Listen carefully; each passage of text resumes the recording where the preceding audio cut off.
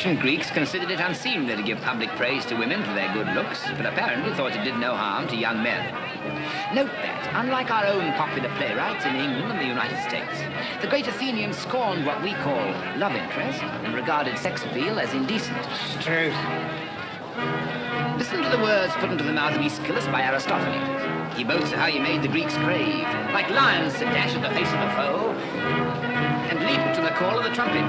But no Thanabeer have I given you, no Phaedra, no heroine strumpet.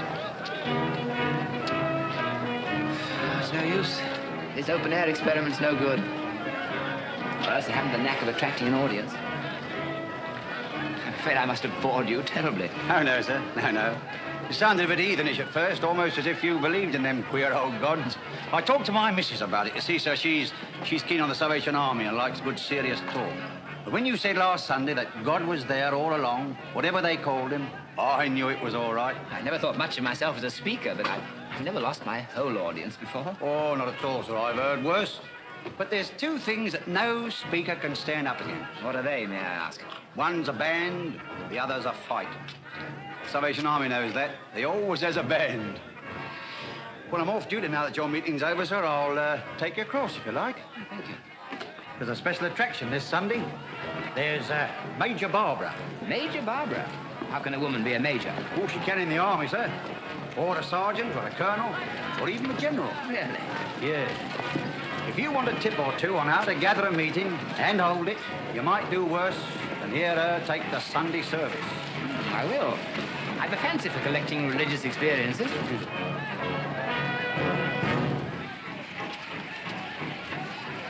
Amid all the poverty and ugliness of our lives here, the sin and the suffering, the grime and the smoke, the toil and the struggle, you know, and I know, that God is with us, always and everywhere. We don't need a cathedral to worship him in. Here, beneath God's open sky, we can draw nearer to him. Some of you feel him near you even now, and feel, too, how much you need him. Won't you let him come into your life, now, today, as so many have done before? You want his strength, his guidance, his comfort, and you need his forgiveness and friendship. Some of you turn away from him in bitterness at the hardship of your lives, saying that you do not want God. You want happiness and beauty. God will give you both. There is no beauty like the beauty of the newly saved, who has found the unspeakable happiness that only the consciousness of God's presence and love can give. We in the army have our daily trials. Most of us are as poor as you are, but we are all happy, and the mark of that happiness is on us all for you to see. The rich are not happy. The poor have only to reach out their hands for God's happiness and take it. Is there anyone here who has courage enough to raise his hand as a sign that he would like us to pray for him? Make the decision now. In your need and loneliness, God can meet with you. There must be someone here who feels that he should raise his hand, but it isn't easy. It's the easiest thing in the world to do. You've done it often enough to beckon to your child or to stop a trolley car. You feel too shy, perhaps. Never mind. I will pray for him, and God will give him the courage of a lion. Come, do not keep God waiting. Thousands have done it, and if you can find me one who has done it and been sorry afterwards, I will put off this dear uniform and never pray again. Come, come. I know there is someone. Ah, I found him. Let the brave gentleman come to the front. Make room for him, please. Give me your hand, dear brother. Will you come with me to our shelter where we'll pray together? Friends, you will now sing How Sweet the Name of Jesus Sounds.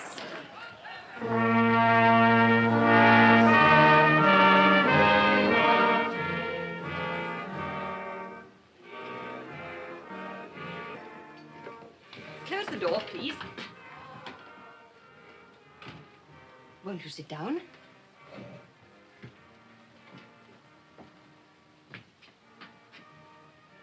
Now, before we pray a little together, may I tell you to forget that we've never met before? You mustn't be shy and distant with me. I can see that all's well with you. I can see in your face the new happiness that has just come into your life. You're a new man. You're saved. You feel that, don't you? Listen to me, Major Barbara. I'm here on false pretenses. It is true that a new happiness has come into my life. A happiness which I never quite believed in. But at any rate, I thought would never come into my life. It has come. Thank God. Take care. It hasn't made me a better man. It's made me an utterly unscrupulous one. What do you mean? Look at me. Look deep into my eyes. Is the new happiness that you see there the kind of happiness you're thinking of? It must be. There's no other happiness like it. It gladdens my heart because, under God, I have brought it there. Good. Now, let me warn you that I'm a scholar and a gentleman. I'm as poor as a church mouse, like all scholars. I'm no good for anything in the way of worldly success. But what does that matter? We're all poor here. We never think of money or success. When all our money's spent, we pray for more. And it comes. It always comes. Take your mind off such things. And now, shall we pray together? I never pray. At least, not in your way. The new thing that's come to me is not that I'm saved. I was saved when I was 5 years old, when I first swallowed your religion. Since then, I've swallowed 20 religions. It's my life's work. I'm interested in the essence of all religions, not in their catchwords or in yours. Let us find it for you here. We can. Nonsense. I have more to teach you about religion than you can yet imagine. You think so? Then why have you come here with me? Why did you hold up your hand? Because I have impulses that I cannot explain. They come very seldom, but when they come, nothing can stop me. There's an end of my conscience, of my prudence, of my reason. Such an impulse seized me the moment I saw you. You may be poor. Our table manners may be different. Our relatives may not mix. Probably everything is against our associating with each other. No matter. I will join the army. I will put on a uniform and beat the drum. In short, I am hopelessly and forever in love with you, and will follow you to the end of the world until you marry me. Is that plain?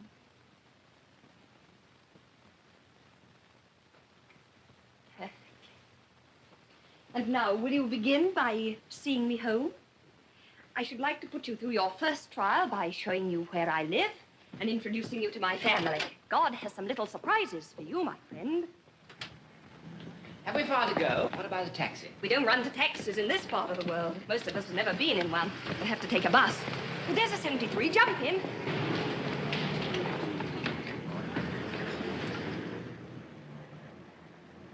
Don't ring. I have a latchkey. By the way, I'd better know your name before I go in. Well, you haven't mentioned yours, and it's I that have to introduce you. My name's Adolfo Cusins. Adolphus? What a name. I shall call you Dolly. My relatives do. I wish they didn't. Introduce me as Professor Cusins.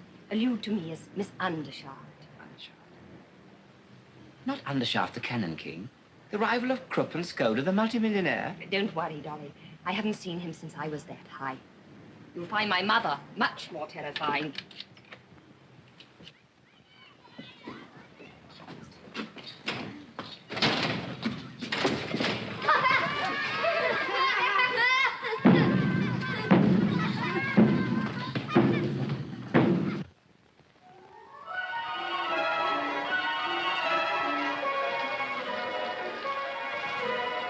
Remember the first time we caught a bus here, Major? Yes, and you wanted to take me home in a taxi. I've cured you of those extravagant ideas, haven't I? Yes. Takes the daughter of a millionaire to teach economy to the penniless professor of Greek.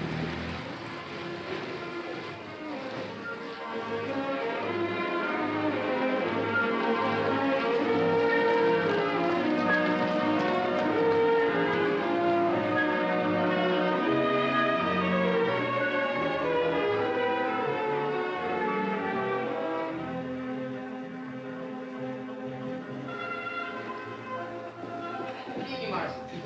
I suppose we're too late for dinner? I regret to say so, sir. So, Oh, excuse me.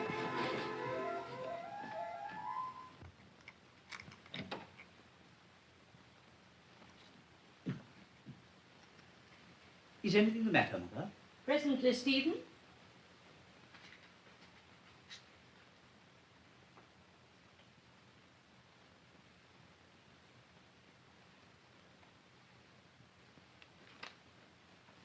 Don't begin to read, Stephen.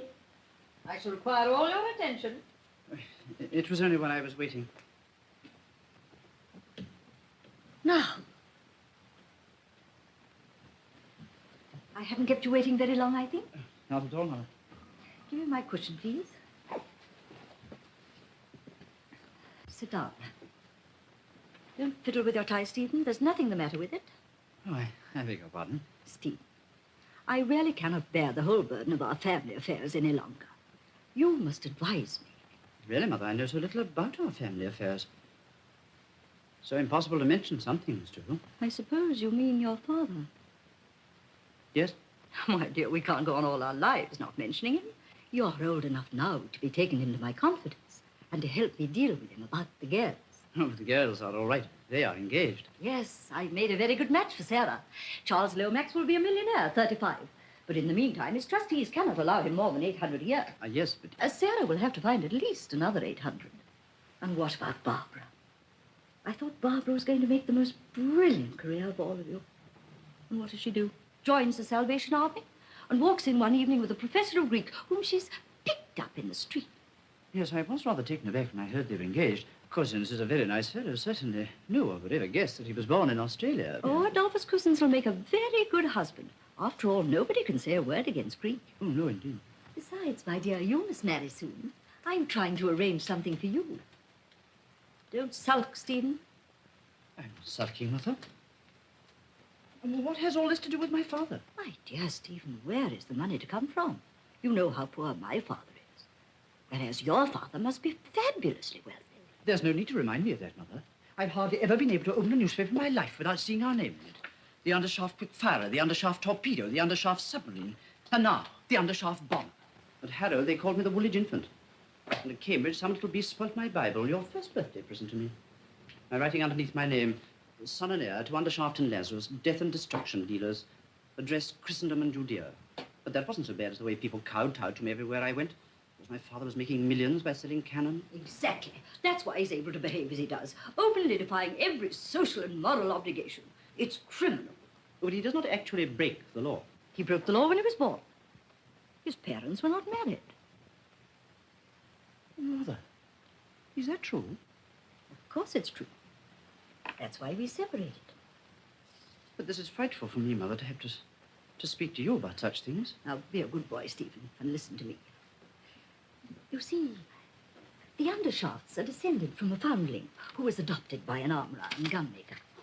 That was centuries ago. Ever since then, the Cannon business has been left to an adopted foundling named Andrew Undershaft. Your father was adopted in that way. And he pretends to consider himself bound to carry on the tradition and adopt someone to lead the business, too. Then it was on my account, Mother, that your home life was broken up. I am sorry. Well, dear, there were other differences. I really cannot bear any moral man. Your father didn't exactly do wrong things, but he said them and thought them. That was what was so dreadful. He really had a sort of religion of wrongness. I couldn't forgive him for preaching immorality while he practiced morality. All this simply bewilders me, Mother. Right is right and wrong is wrong. And if a man cannot distinguish them properly, he's either a fool or a rascal, and that's all. That's my own boy. Now that you understand the situation, what do you advise me to do? We cannot take money from him. After all, Stephen, our present income comes from your father. I never knew that. My dear boy, the Stevenages couldn't do everything for you. We gave you social position, and you had to contribute something. So you see, it isn't a question of taking money from him or not. It's simply a question of how much. I would die sooner than ask him for another penny. You mean that I must ask him? Very well, Stephen, it shall be as you wish. I've asked your father to come here this evening. Ring the bell, please.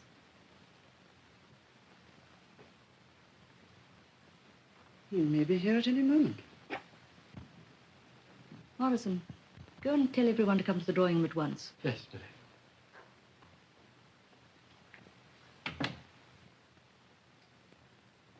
Mother, are Charlie and Dolly to come in? Barbara, I will not have Charles call Charlie. The vulgarity of it positively makes me ill. It's all right, Mother.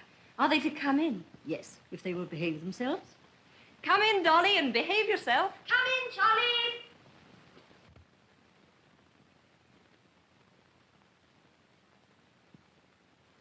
Sit down, all of you. Listen to me, children. Your father is coming here this evening. What? Oh, I say. You're not called on to say anything, Charles. Are you serious, Mother? Of course I'm serious. It's on your account, Sarah, and also on Charles's. I hope you're not going to object, Barbara. I? Why should I? My father has a soul to be saved like anybody else. He's quite welcome as far as I'm concerned. Yes. Well, not that I mind him coming here, you know, if Sarah doesn't. Thank you. Adolphus, have I your permission to invite my own husband to my own house? You have my unhesitating support in everything you do, Lady Brett. I wonder how the old boy will take it. Much as the old girl will, no doubt, Charles. No, I didn't mean it. At least I... You didn't think, Charles. You never do. The result is you never mean anything. Now, please attend to me, children. Your father will be quite a stranger to us. I suppose he hasn't seen Sarah since she was a little kid, really? Not since she was a little kid, Charles, as you express it with that elegance of diction and refinement of thought that seem never to desert you. Accordingly... Might I speak a word to you, my lady? Nonsense. Show him in. Yes, my lady.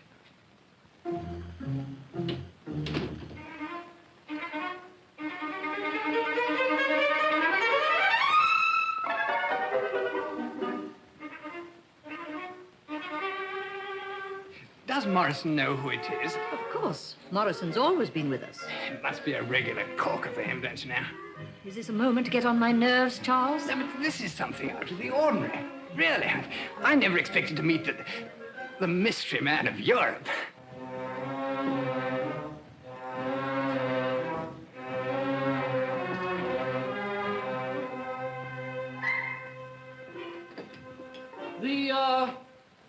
Mr. Undershaft.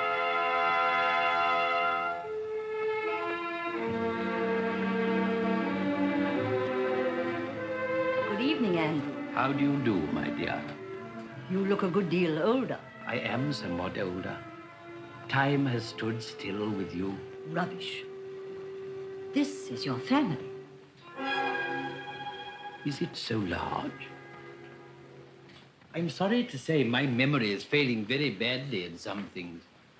Ah, I can see that you're my eldest. I'm very glad to meet you again, my boy.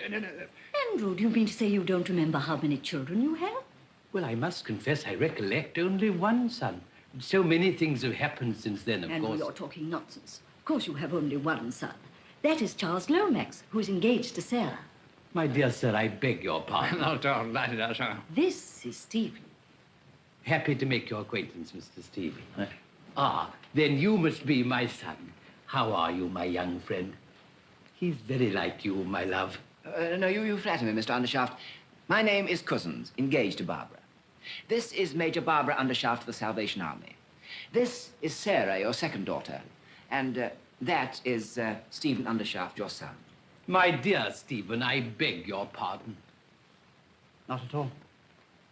Mr. Cusins, I'm much indebted to you for explaining so precisely. Barbara, my dear. Sarah. Oh, Sarah, of course. Barbara. I am right this time, I hope. Quite right. Sit down, all of you. Sit down, Andrew. Thank you, my love. Yeah, Oh.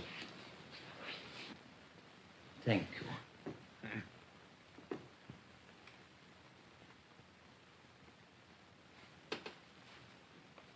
Takes us some time to find out exactly where you are, doesn't it? That's not what embarrasses me, Mr. Lomax. My difficulty is that if I play the part of a father, I should produce the effect of an intrusive stranger. If I play the part of a discreet stranger, I may appear a callous father. There's no need for you to play any part at all, Andrew. You'd much better be sincere and natural. Yes, my dear. I dare say that will be best. Well, here I am. Now, what can I do for you all? You need not do anything, Andrew.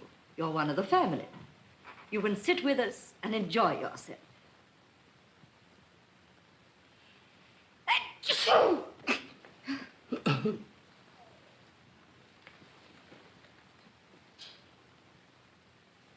What on earth is this, Morrison? Your hot lemon and ginger, sir. Always at 9:15. Your memory seems to be a great deal better than mine. Charles Lomax, if you can behave yourself, behave yourself. If not, leave the room. I'm awfully sorry, lady, but really, no, upon myself. Why don't you laugh if you want to, Charlie? It's good for your inside. Barbara, you've had the education of a lady. Please let your father see that. And don't talk like a street girl. Never mind me, my dear. As you know, I'm not a gentleman, and I was never educated. Oh, but nobody did know it, I assure you. You look all right, you know. Oh, thank you very much. Charlie, I think you'd better play something for us. Oh, perhaps that sort of thing isn't in your line. I'm particularly fond of music. Are you? Well, you mustn't expect too much. Do you play, Barbara? Only the tambourine, but it's useful for taking the collections in at the end of our meetings. It's not my doing, Andrew. Barbara's old enough to go her own way. She has no father to advise her. Oh, yes, she has. There are no orphans in the Salvation Army. Your father there has a great many children and plenty of experience, How did you come to understand that? Charles, play us something at once. One moment, Mr. Lomax. I'm rather interested in the Salvation Army. Its motto might be my own. Blood and fire. But not your sort of blood and fire, no? Come down tomorrow to my shelter at Limehouse and see what we're doing. We're going to march to a great meeting at the Albert Hall. Come and see the shelter and then march with us. It'll do you a lot of good. Can you play anything? In my youth, I earned pennies and even shillings occasionally in the streets and public house parlors by my natural talent for step dancing. Later on, I became a member of our factory's orchestral society and performed passably on the tenor trombone. Well, that's splendid. Many a sinner has played himself into heaven on the trombone, thanks to the army. Really, Barbara, you go on as if religion were a pleasant subject. Do have some sense of propriety. I don't find it an unpleasant subject, my dear. It's the only one capable people really care for. Well, if you're determined to have it, I insist on having it in a proper and respectable way.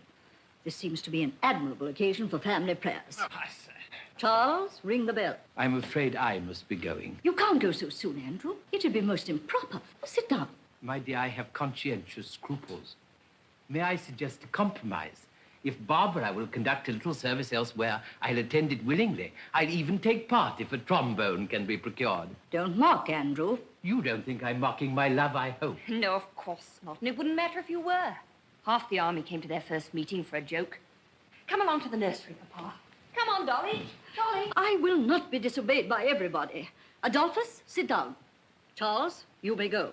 You're not fit for prayers. You cannot keep your countenance. But you, Adolphus, can behave yourself if you choose to. I insist on your staying. My dear Lady Britt, there are things in the family prayer book that I couldn't bear to hear you say. What things, pray? Well, you'd have to say before everyone, we've done those things we ought not to have done. Left undone those things we ought to have done, and there's no health in us. And I couldn't bear to hear you doing yourself such an injustice. As for myself, I flatly deny it, so I must go. Well, go. And remember this, Adolphus. I have a very strong suspicion that you went to the Salvation Army to worship Barbara and nothing else. And I quite appreciate the very clever way in which you systematically humbugged me. I found you out. Take care Barbara doesn't. That's all. Don't give me away.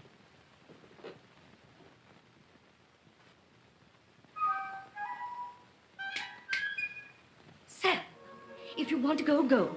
Anything's better than to sit there as if you wished you were 1,000 miles away. Very well, Mama.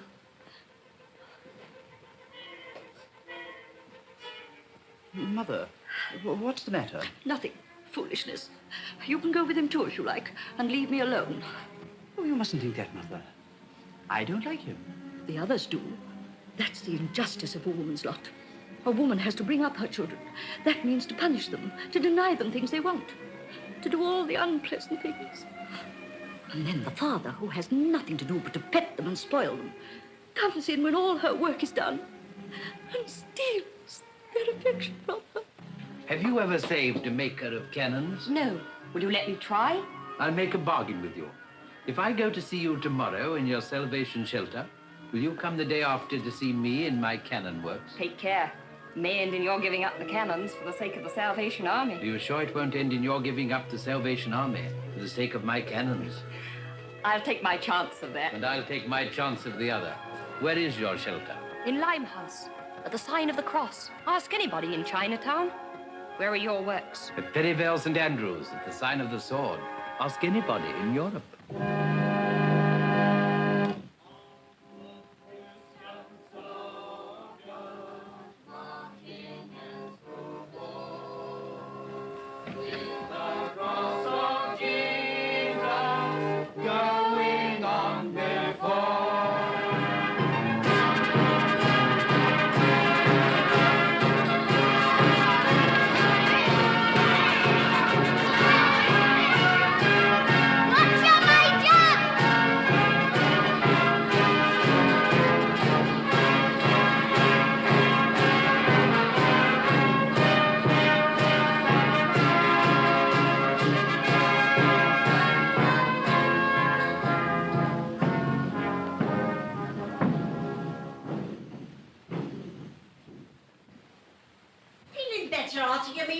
No. Call this a meal? Good enough for you, perhaps. What is it to me, an intelligent working man? Working man? Yes.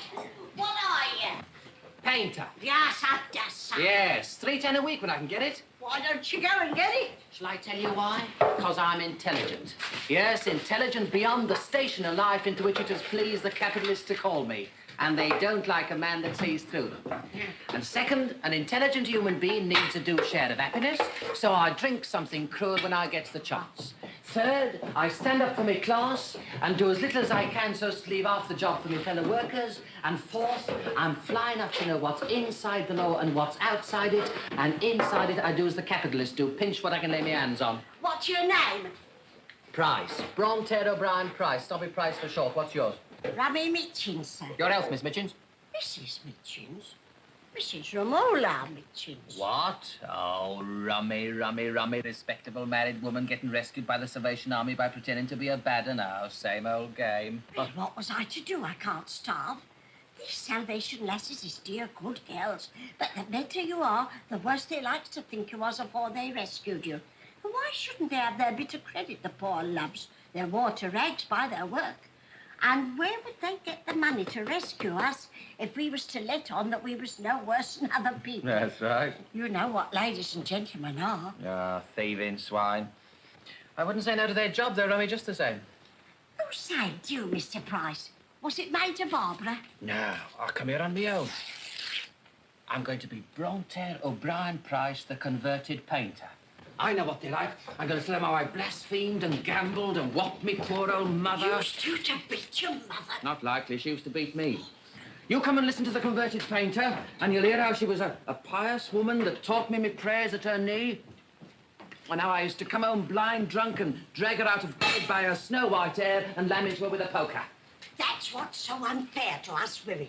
Your confessions is just as big lies as ours is. Yeah. But you men could stand up and tell your lies right out at the meeting and be made much of for it. While the sort of confessions we has to make has to be whispered to one lady at a time. Take right, in spite of all their piety. Right? Do you suppose the Salvation Army'd be allowed if it went and did right? Not much. It combs our hair and turns us into good little blokes to be robbed and put upon. But I can play the game as good as any of them. I'll see somebody struck by lightning, or I'll hear a voice saying, "Snobby Price, where will you spend eternity?" Oh, I'll have a time of it, I can tell you. Come, pluck up. You'll be all right. Oh, poor old man. Cheer up, brother. You'll find rest and peace and happiness here. Hurry up with the food, missus. Fair down. I shan't be long. Buck up, Daddy. She's going to fetch you a nice thick slice of bread and scrape and a mug of sky blue. Keep up your old art. Never say die. I ain't old, man. I'm only 49. Well, that grey patch come in my hair before I was 30. Am I to be turned out in the street to starve for it? And my job given to a younger man what can't do it no better than I can? Well, no good jawing about it. You're only a jumped up, chucked off hospital turned out incurable of an old working man who cares about your way. You make the thieving swine give you a square meal. They stolen plenty from you. You get a bit of your own back. Ah, there we are, brother. Now, you ask a blessing and tuck that into you. Go on. There. Well, I never took nothing at all. Oh, come. The Lord wasn't above taking bread from his friends, so why should you be? Besides, when we find you a job, you can pay us for it if you like. Yes, miss. Yeah, that's right. I can pay you back. It's only a loan.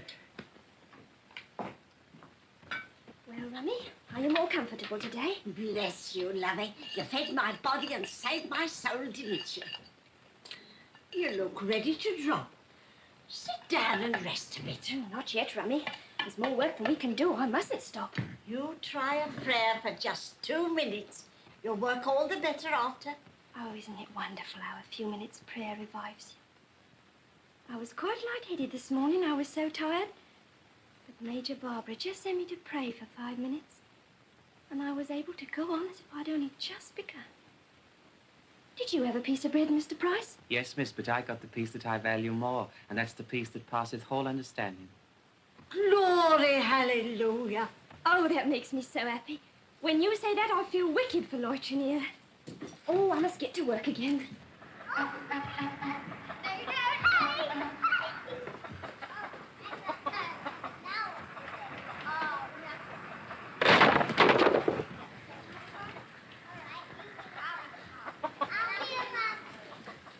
Hello, Bill. How'd you go?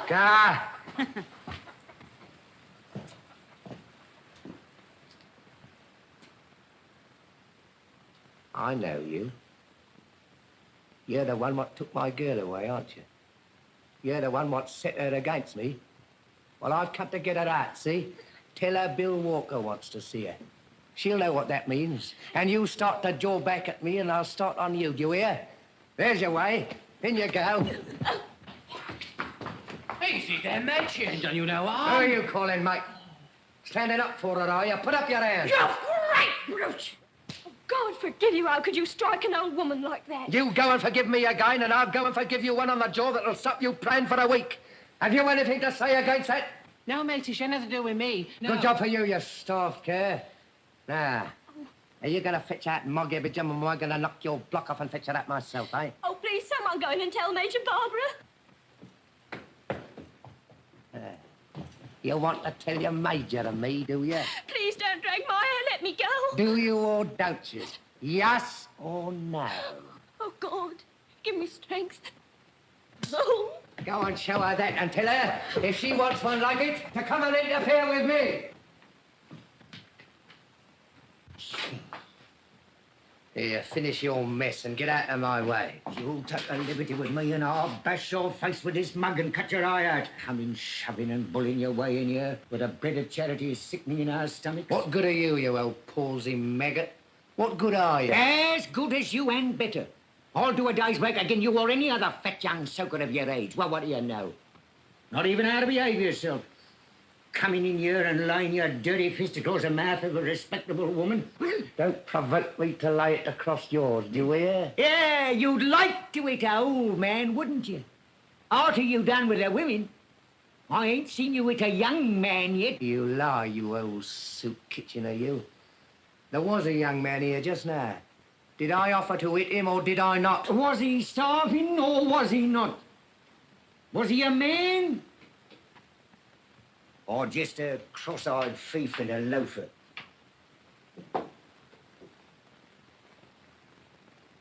Would you hit my son-in-law's brother? Who is he? Todger Fairmile, the Ball's Pond. Him what won the £20 off the Japanese wrestler at the music hall for standing up against him for 17 minutes, 14 seconds. I ain't no music hall wrestler. Can he box? Yes, and you can't. What, I can't I? What's that you say? Will you box Todger Fairmile if I put him onto you? I'll stand up to any man alive if he was 10 Todger Fairmiles, but I don't set up to be a professional. Here, what am I doing talking to an old mucker like you for? I'm going in there to fix her out. You're going to be carried to the police station on a stretcher, more likely. You mind what you're about. Why, haven't you heard that the Major here is a grand order, no? You'll see. Well, I ain't done nothing to her. Suppose she says you did. Who's going to believe you? God, there ain't no justice in this country. I'm as good as her. Tell her so. It's what a fool like you would do. Good morning. Morning. Sit down. Make yourself at home. Now then, since you've made friends with us, we want to know all about you. Name and trades, please. Peter Shirley, fitter. Chucked out of my job 2 months ago because I was too old. You'd pass still. Why didn't you dye your hair? I did. And my age came out at the coroner's inquest and my daughter. Steady. Teetotaler. Never out of a job before. Good worker and sent to the scrap heap. No matter. If you did your part, God will do his. My religion's no concern of nobody but myself. I know. Secularist. Did I offer to deny it? Why should you? My own father's a secularist, I think. Our father, yours and mine, fulfills himself in many ways. And I dare say he knew what he was about when he made a free thinker of you. So buck up, Peter. We can always find a job for a steady man like you. What's your name? What's that to you? Afraid to give his name. Any trade? Who's afraid to give his name? If you've got a charge to bring against me, bring it. My name's Bill Walker. Bill Walker? Oh, you're the man that little Jenny Hill was praying for inside just now. Who's Jenny Hill and what call she got to pray for me? I don't know. Perhaps it was you that cut her lip. Yes, it was me what cut her lip. I ain't afraid of you. How can you be, since you're not afraid of God? You're a brave man, Mr. Walker. It takes some pluck for us to carry on our work here, but none of us dare lift a hand against a girl like that for fear of her father in heaven. I don't want none of your cat and jaw, see? I suppose you think I came here to beg from you like this damaged lot here. Not me. I don't want none of your bread and scrape. And I don't believe in your God, neither. No more than what you do yourself. Oh, I beg your pardon for putting your name down, Mr. Walker. I didn't understand. I'll strike it out. Here, you let my name alone. Ain't my name good enough to go in your book? Well, you see, there's not much point me putting your name down if I can't do anything for you. What's your trade? That's no concern of yours. Quite so. I'll put you down as the man who struck poor little Jenny Hill in the mouth. I see, I've had enough of this. What did you come here for? I came for my girl, see? I came to take her out of this and to break her jaw for her. You see, I was right about your trade. What's her name? Her name? Mog Ibbage, and that's what her name is. Mog. Mog Haberjam.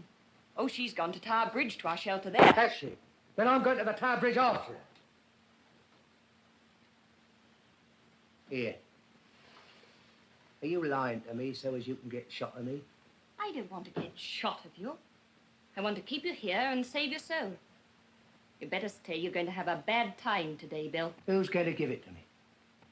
You, perhaps? Someone you don't believe in. But you'll be glad afterwards. Yes. Well, I'm going to the Tower Bridge to get out the reach of your tongue. And if I don't find Mog there, I'll come back and I'll do 2 years for you. Self me if I don't. It's no use, Bill. She's got another bloke. What's that? He fell in love with her when he saw her with her soul saved and her face clean and her hair washed. Well, what did she wash it for, the carroty cat? It's red. It's quite lovely now because she wears a new look in her eyes to go with it. It's a pity you're too late, Bill. The new bloke's put your nose right out of joint. I'll put his nose out of joint for him. Not that I care a curse for her, mind that. But I'll teach her to drop me as if I was dirt, and I'll teach him to meddle with my Judy. What's his bleeding name? Sergeant Todger Fairmile. I'll go with him, miss. I want to see them two meet, and I'll take him to the infirmary when it's over. Here. Is that him what you were speaking of? That's him. Him what wrestled with the Jack? That's him. Only he's given up fighting for religion. So he's a bit fresh for want of exercise, but he'll be very glad to see you. Come along. Here. What's his weight?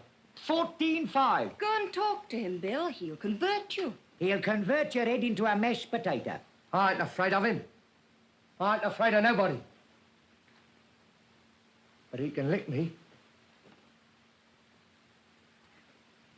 She's done me. You ain't going? I thought not. Jenny. Jenny! Yes, Major? Send Rummy Mitchums out here to clear away. Oh, I think she's afraid. Nonsense. She'll do as she's told. Rummy! Rummy, the Major says you must come. Oh, all right, I'm coming then. Poor little Jenny. Are you tired?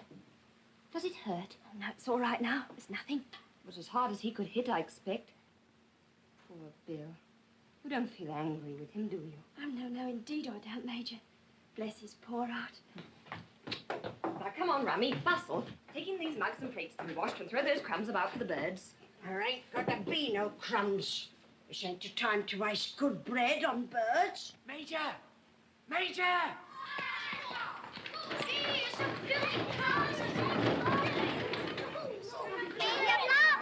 Well, my dear. Hello, Papa. So you kept your promise. I get the law on you, you flat-eared, pig-nosed pot-wallower, you! If she'd let me, you're no gentleman, you ain't! Treat a lady in the face! Yeah, in with you, before you get yourself into more trouble. Huh? I ain't never had the pleasure of being introduced to you, as I can remember. Welcome to the shelter, sir. Look at old Beaver! What's the matter? Don't talk to me, do you hear? You leave me alone or I'll do you a mischief. I ain't dirt under your feet anyhow. Don't you be afeard. You ain't as prime company as you need expect to be sort of. Get out, will you? Oh, there you are, Mr. Shirley. This is my father. I told you he was a secularist, didn't I? Perhaps you'll be able to comfort one another. A secularist? Not the least in the world. On the contrary, I'm a confirmed mystic. I'm sorry. By the way, Papa, what is your religion, in case I have to introduce you again? My religion? My dear, I'm a millionaire. That's my religion. Well, then I'm afraid you and Mr. Shirley won't be able to comfort one another after all. You're not a millionaire, are you, Peter? No. I'm proud of it. Poverty, my friend, isn't a thing to be proud of. Who made your millions for you? Me and my like. What kept us poor? Keeping you rich. I wouldn't have your conscience, not for all your income. And I wouldn't have your income, not for all your conscience, Mr. Shirley. You wouldn't think he was my father, would you, Peter? Will you go into the kitchen and lend the lasses a hand? Oh, yes, I'm in their debt for a meal, ain't I? No, not because you're in their debt, but for love of them, Peter, for love of them. There, now, don't stare at me. In with you. And give that conscience of yours a holiday. Oh, never mind me, my dear. You just go about your work and let me watch it for a while. Very well, Papa. For instance, what's the matter with this outpatient over here? Oh, we'll cure him in no time. Just wait.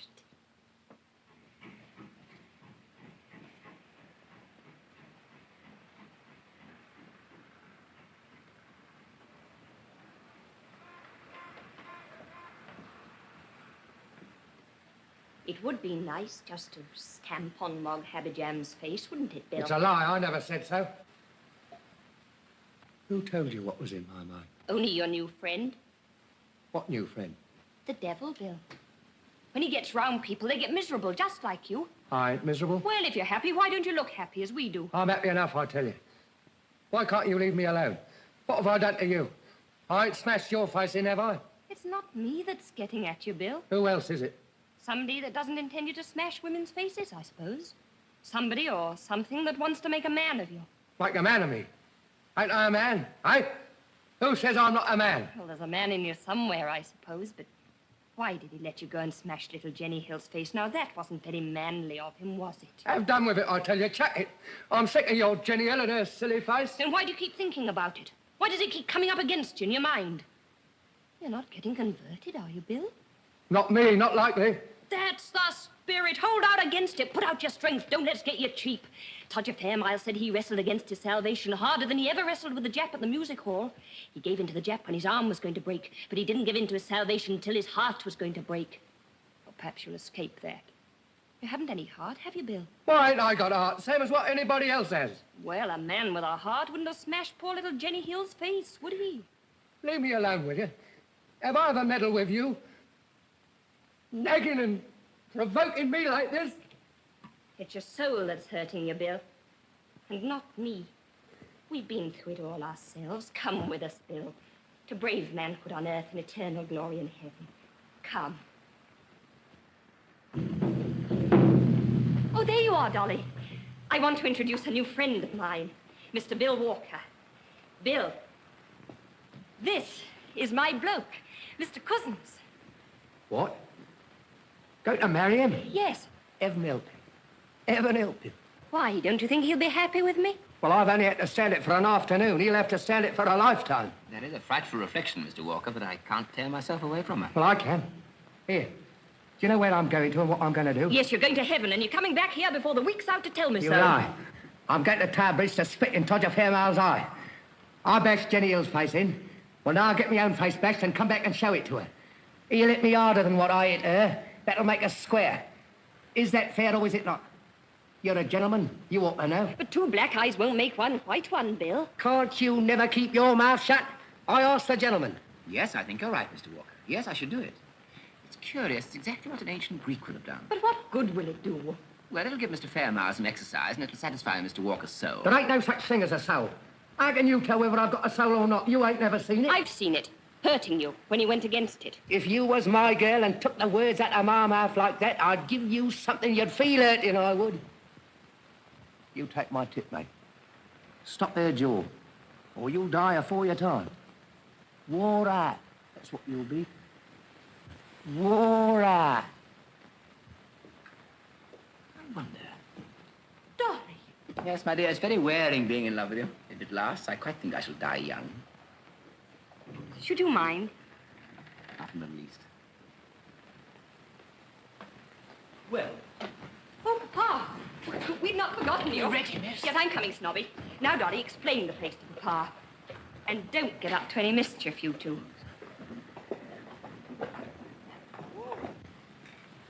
Once the rowdiest pub in the district, Barbara has converted it. She's quite original in her methods. Barbara Undershaft would be. Her inspiration comes from within herself. It's the Undershaft inheritance. I shall hand on my torch to my daughter. She shall make my converts and preach my gospel. What, money and gunpowder? Yes, money and gunpowder, freedom and power, command of life and command of death. This is extremely interesting, Mr. Undershaft. Of course you know you're mad. And you? Oh, mad as a hatter. You're welcome to my secret, and I've discovered yours. I'm astonished. Can a madman make cannon? Would anyone else but a madman make them? And now, question for question, can a sane woman make a man of a waster or a woman of a worm? Are there two mad people or three in the shelter today? You mean Barbara's as mad as we are? My dear Professor, let's call things by their proper names. I am a millionaire. You're a Greek scholar. Barbara is a savior of souls. What have we three to do with the common mob of slaves and idolaters? Take care. Barbara's in love with the common people, so am I. Have you never felt the romance of that love? Romance. You ever been in love with poverty like St. Francis? You ever been in love with dirt like St. Simeon? You ever been in love with disease and suffering like our nurses and philanthropists? Such passions are unnatural. This love of the common people may please an earl's granddaughter and a university professor. But I've been a poor man and a common man, and it has no romance for me. Leave it to the poor to pretend that poverty is a blessing. We know better than that. We three must stand together above the common people and help their children to climb up beside us. Barbara must belong to us, not to the Salvation Army. Well, I can only say that if you think you can get her away from the Salvation Army by talking to her as you've been talking to me, then you don't know Barbara. My friend, I never ask for what I can buy. Do I understand you to imply that you can buy Barbara? No, but I can buy the Salvation Army. Tell that to Barbara if you dare. I've hardly ever seen them so much moved as they were by your confession, Mr. Price. I could almost be glad of my past wickedness if it had helped to keep others straight. Oh, it will, Snobby. It will. Oh, Father, we've just had the most wonderful experience. Snobby Price drew our biggest crowd for months. Jimmy, how much? 4 and 10 pence, Major. Oh, Snobby, if you'd given your poor mother just one more kick, we should have got the whole 5 shillings. If she heard you say that, miss, she'd be sorry I didn't. Oh, what a joy it'll be to her when she hears I'm saved. Shall I contribute the odd tuppence, Barbara? The millionaire's mite, How did you make that tuppence? As usual, my dear, by selling cannons, torpedoes, and submarines. Put it back in your pocket. You can't buy your salvation here for tuppence. You must work it out. Isn't tuppence enough? I could afford a little more if you pressed me. 2 million millions would not be enough. Your kind of money is no use. Take it away. Dolly, you must write another letter to the papers for me. Oh, I know you don't like it, but it must be done. The General says we've got to close the shelter if we can't get more money.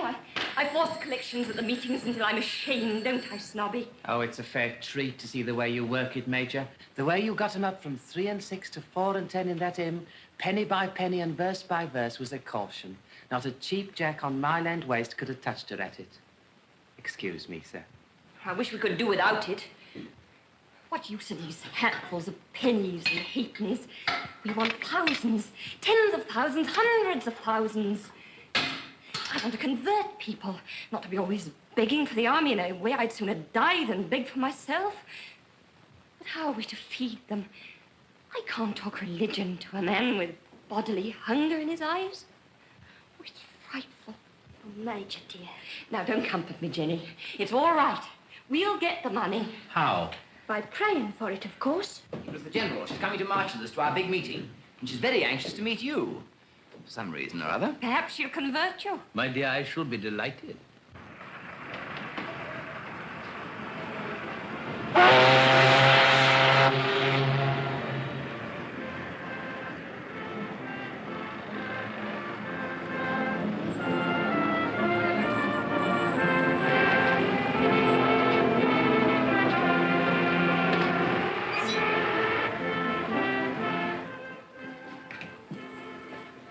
Half a bitter and put some gin in it. Dog's nose, right on, mate.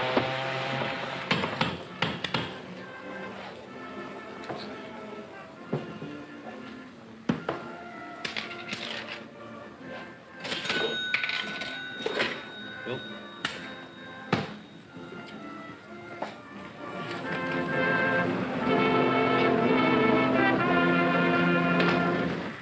You all know who I am. Now, who are you? Todger Fairmile. Champion boxer, wrestler, and swimmer. Good old Todger. Some of you have put money on me and won it. And some of us have lost it. You'll lose no more money that way. I may ask you for a penny or two presently to put in the young lass's tambourine.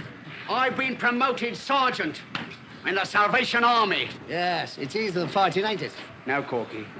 It's not easier, but it's ever so much happier. And who told you I'd given up fighting?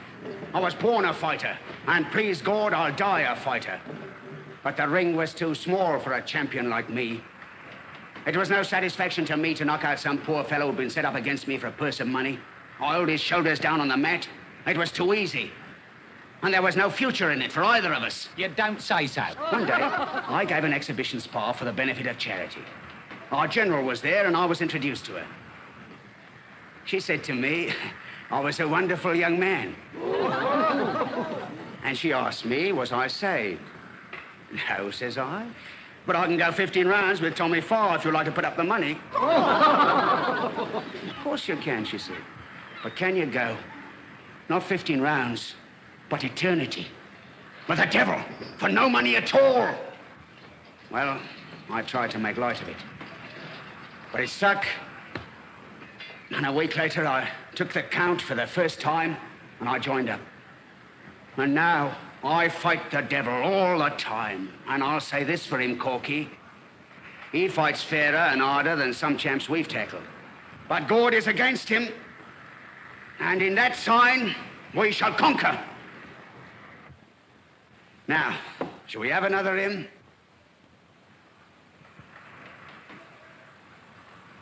You're Todger Fairmile, are you? Sergeant Fairmile, at your service. You're the one what took my girl away, are you? And I'm a mug Ibbagem. Bill!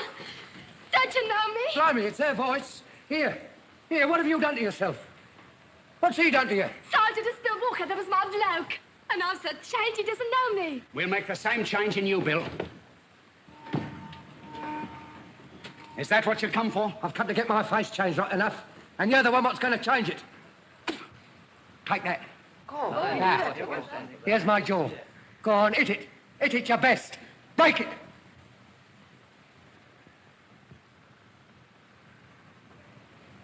Oh, that I should be found worthy to be spit upon for the gospel's sake. Hit it!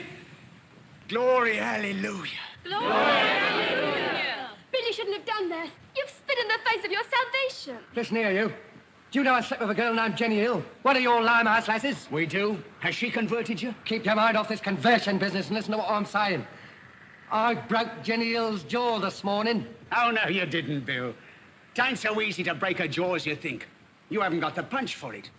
You hit her in the face like a fine, bold fellow you are, and now you want to forgive yourself, and you find you can't, unless I give you a blow back harder than you can hit. Friends, this man is on the way to his salvation. Let us all pray for him. Kneel down, Bill. Get out, will you? Well, kneel down, brother. Get him on his knees. Here, you leave me alone. What do you think I'm made of, cast iron? Brother, pray with us. Dear Lord, break his stubborn spirit, but don't hurt his dear heart. Never mind my dear heart. How about my ribs?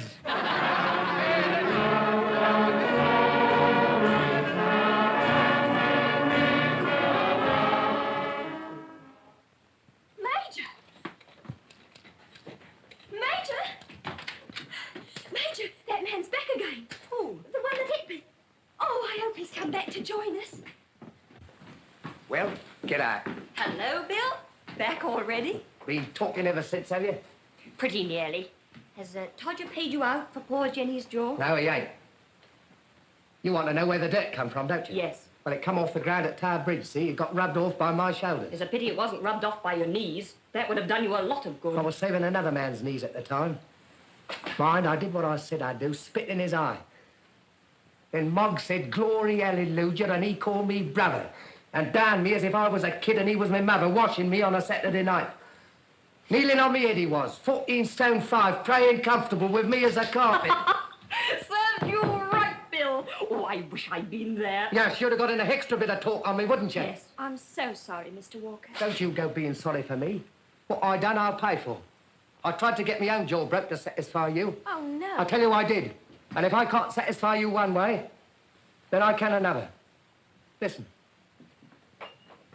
Here's my last quid. Now take it. And let's have no more of your forgiving and praying and your major jaw in it. Oh, no, I couldn't take it, Mr. Walker. But if you would give a shilling or two of it to poor Rummy Mitchins. Now, you really did hurt her, and she's old. Not me, not likely. I'd give her another as soon as look at her. She ain't forgiven me. Not much. It's this Christian game of yours I want to have played up against me. I won't have it, I tell you. So take your money and stop throwing your silly bash face up against mine. Major, may I take a little of it for the army? No. The army's not to be bought. Bill, we want your soul, and we'll take nothing less. I know. Me and my few bob ain't good enough for you. You're an earl's granddaughter, you are.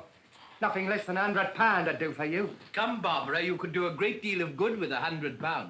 If you'll set this gentleman's mind at ease by taking his £1, I'll give you the other 99. Oh, Papa, you're too extravagant. Bill offers 20 pieces of silver. All you need offer is the other 10. That will make the standard price to buy anybody who's for sale. Well, I'm not, and the army's not.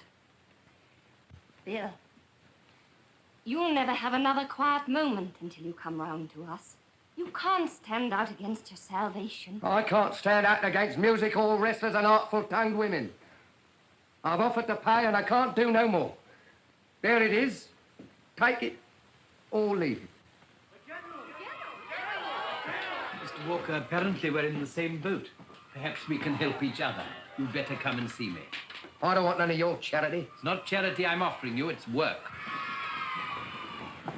My dear, it was an inspiration to have asked your father here today. God needs him, Major. God needs him.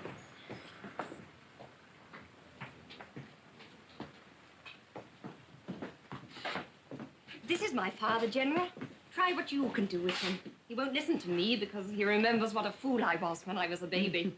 Have you been shown over the shelter, Mr. Vandershaft? You know the work we're doing, of course. The whole nation knows it, madam. No, sir, the whole nation does not know it. Or we should not be crippled as we are for want of money to carry our work through the length and breadth of the land. Let me tell you that there would have been trouble this winter in London, but for us... You really think so? I know it.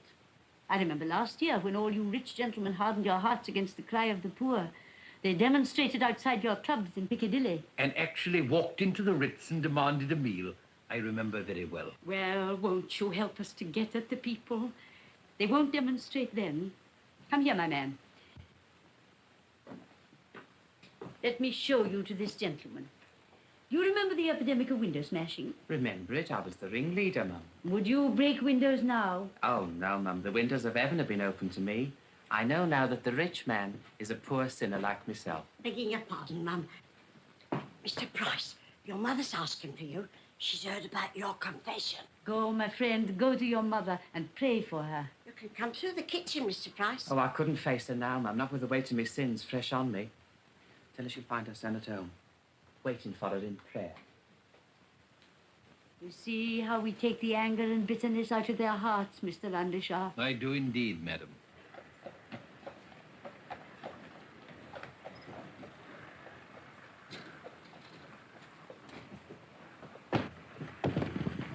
Who's been bashing whose, Mother?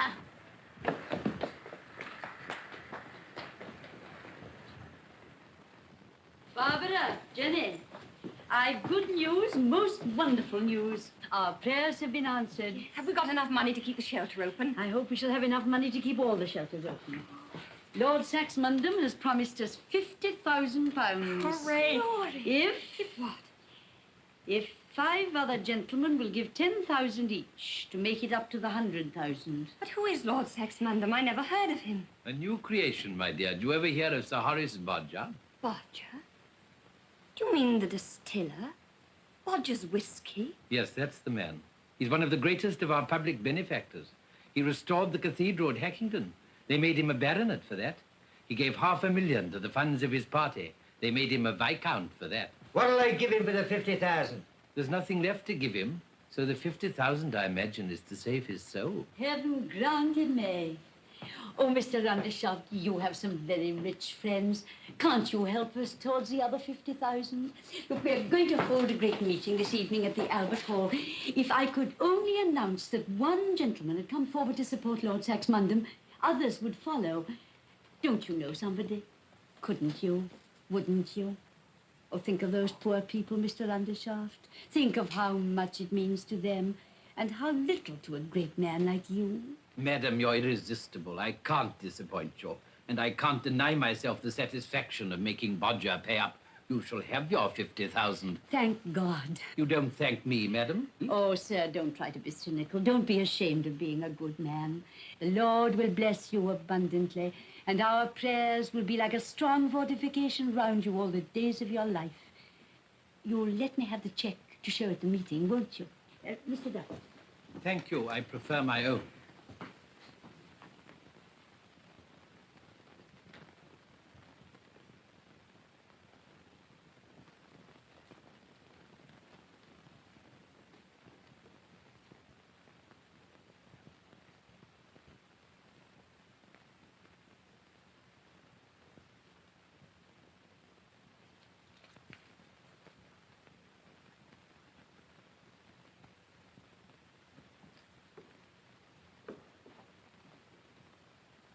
What price salvation now, eh? Stop! General, are you really going to take this money? Why not, my dear? Why not? Do you know what my father is? Have you forgotten that Lord Saxmundham is Bodger, the whiskey man? Don't you know that the worst thing I've had to fight here is not the devil, but Bodger, with his whiskey and his distilleries and his tied houses? Rotten drinking whiskey it is, too. Are you going to make this place another tied house and ask me to keep it? Dear Barbara, Lord Saxmundham has a soul to be saved, like any of us. I know he has a soul to be saved. Let him come down here and I'll do my best to help him to his salvation. But he wants to send his cheque down here to buy us and go on being as wicked as ever. My dear Barbara, alcohol is a very necessary article. It heals the sick. He does nothing of the sort. Well, it makes life bearable for millions of people who couldn't enjoy their existence if they were quite sober. It enables Parliament to do things at 11 o'clock at night, which no sane person would do at 11 o'clock in the morning. Is it Bodger's fault if this inestimable gift is deplorably abused by less than 1% of the poor?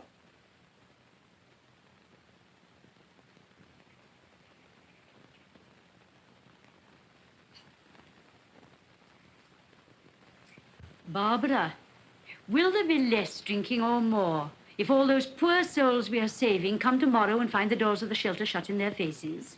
Lord Saxmundham gives us this money to stop drinking, to take his own business from him. Pure self-sacrifice on Bodger's part, clearly. Bless dear Bodger. I also, General, may claim a little disinterestedness. Think of my business. Think of the widows and orphans, the oceans of blood not one drop of which is shed in a really just cause. All this makes money for me. I'm never busier, never richer than when the papers are full of it. Well, it's your work to preach peace on earth and goodwill towards men. Every convert you make is a vote against war. Yet, I give you this money to help hasten my own commercial ruin. The millennium will be inaugurated by the unselfishness of Undershaft and Bodger. Oh, be joyful! Oh, what an infinite goodness one finds in everything. Who would have thought that any good could come out of war and drink? Oh, dear, how blessed, how glorious it all is. A miracle. Let us seize this unspeakable moment. Let us march to the great meeting at once. Our shelter saved! Hooray! The army's saved! Bless the general! Everybody's saved! Hallelujah! Glory, hallelujah! On to the meeting! On!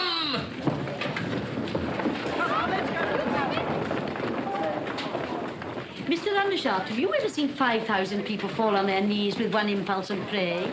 Come with us to the meeting. Barbara shall tell them that the army is saved, and saved through you. You shall carry the flag down the first street, General. Mr. Undershaft is a gifted trombonist. He shall march with us, blasting us to high heaven. Blow, Machiavelli, blow! I'll do my best. I could vamp a bass if I knew the tune. It's a wedding chorus from Donizetti's operas. But we've converted it. We convert everything here, including Bodger.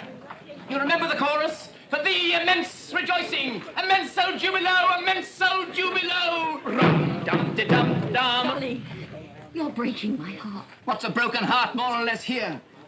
St. Undershaft and St. Bodger have descended, the patron saints of peace and temperance. I am possessed! Come, Barbara. I must have my dear Major to carry the flag with me. Yes, yes, dear Major. I can't come. Come. Barbara, do you think I'm wrong to take this money? No, no. God help you, you must. You're saving the army. Go, go, and may you have a great meeting. But aren't you coming? No. Barbara, what are you doing? Major, you can't be going to leave us. Father, come here. My dear. No, don't be frightened. There. It's not much for £50,000, is it? Barbara, if you won't come and pray with us, promise me you'll pray for us. I can't pray now. Perhaps I shall never pray again. Barbara! Major! I can't bear any more. Barbara! Quick, march! Come on, Machiavelli! I must go now, my dear. You're overworked. You'll be all right tomorrow. We'll never lose you. Now, Jenny, step out for the old flag. Blood and fire. Glory, hallelujah! Glory, hallelujah! Hey, up there! Immenso jubilo!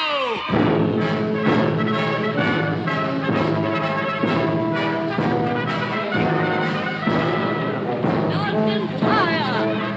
My ducats and my daughter, honey and gunpowder.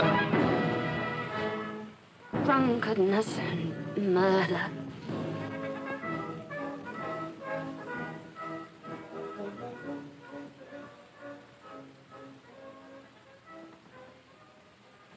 My God, why hast thou forsaken me?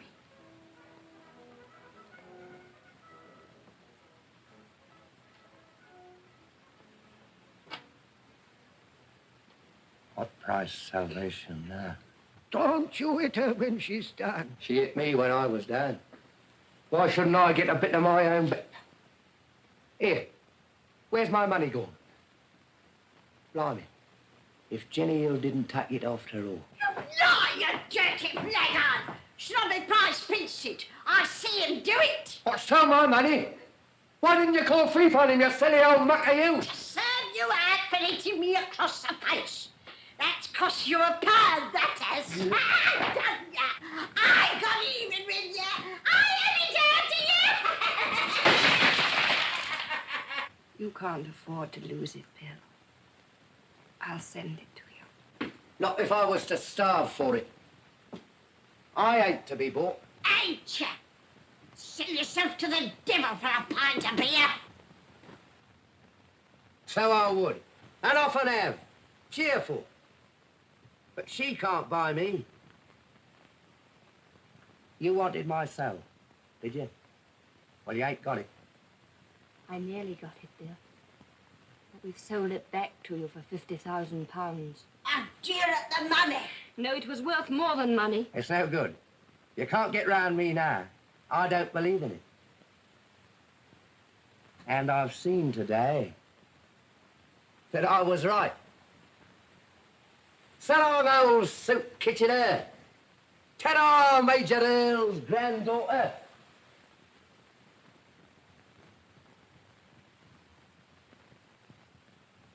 What price salvation now? Snobby price. Come. Goodbye, Bill. Get out.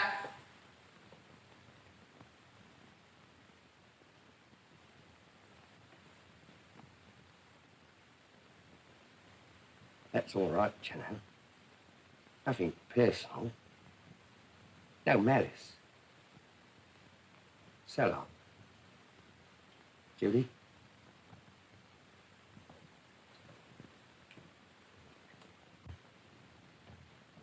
No malice. So long, Bill. All clear, Rummy. He's gone.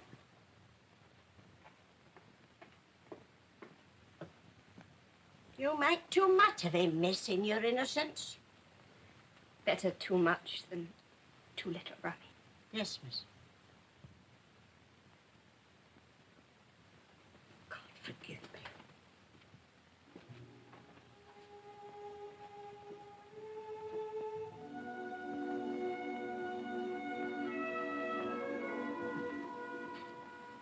Let's go, Peter.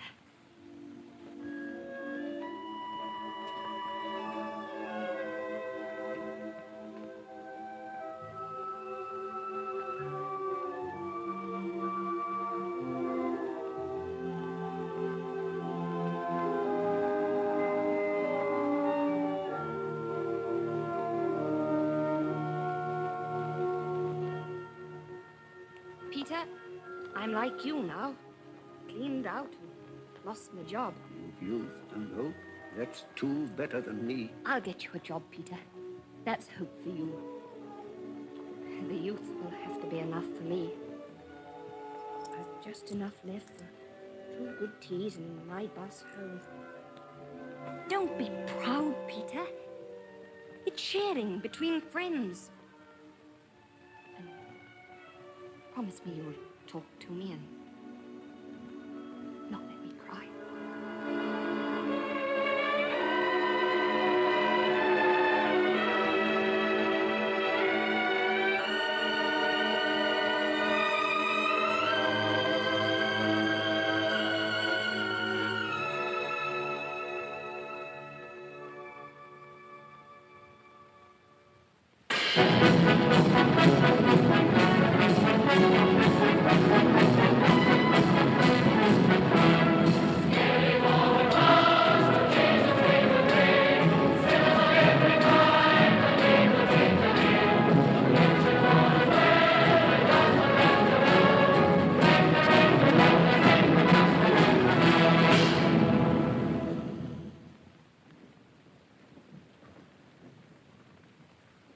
Let us pray.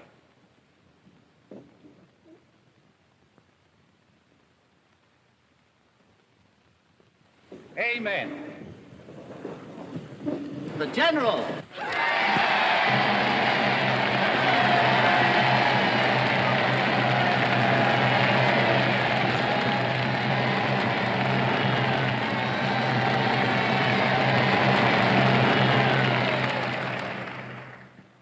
Friends, we have a duty tonight which we must not forget. God has answered our prayers wonderfully by sending us a great gift, one that will enable us to get through many winters as bitter as this one has been. without stinting one of his children of their little ration of bread and milk and their warm blanket in the shelter. You all know the name of the nobleman who, under God, was the instrument of the first half of that gift. You will pray for him and rejoice in his salvation. God bless Lord Saxmundham! You do not know the name of that other generous servant of God who has made up the whole sum for us. And I must not tell it to you, for he is one of those who does not let his right hand know what his left hand doeth.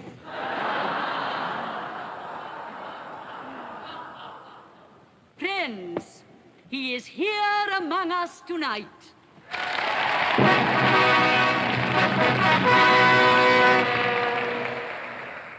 This afternoon, when he announced his magnificent offering to me, I exclaimed, "Thank God." He smiled and said, "You do not thank me." I told him to come to this meeting, and he would hear how we thanked him. He has come, and you have kept my word for me.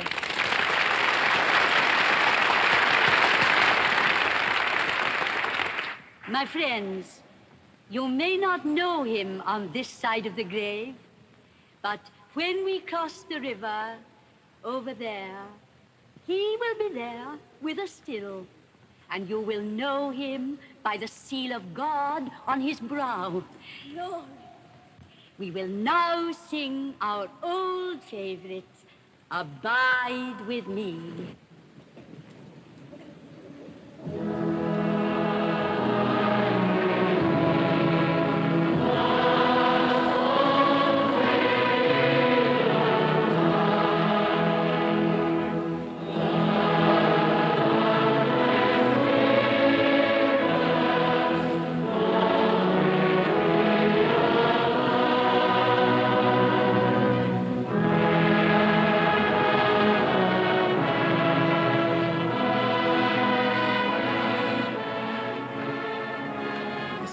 More than I bargained for. Come and have supper with me at my flat. I've got something to say to you. We'll pick up a cab outside. Yes, but I must call at Wilton Crescent to ask if Barbara's got home safely. Never mind Barbara. She can look after herself, and her uniform will protect her better than 10 policemen. Come on. It's about Barbara I want to talk to you.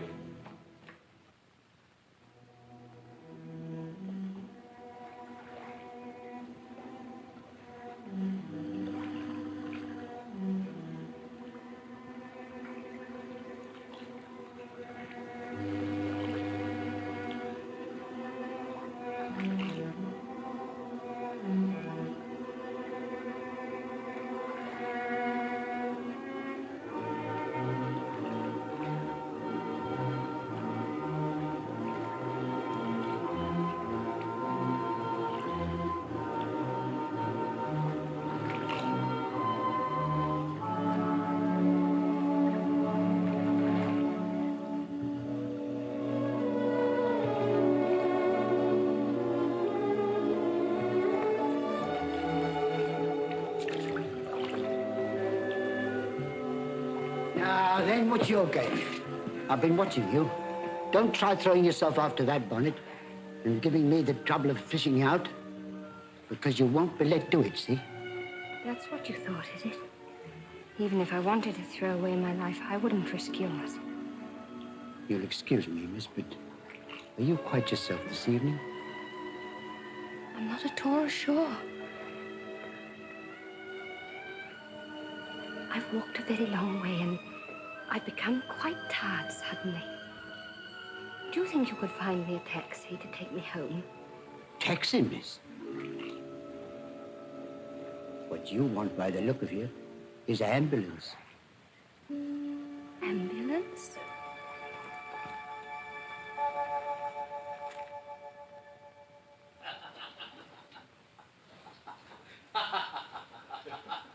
But she said, you don't think me that. A remarkable woman. It's nice and warm in here. Help yourself, my friend. Have some brandy. No, thanks. I'll have some water. My throat's still dry. I don't know how to sing, and the result of my attempts at the meetings is always incipient laryngitis.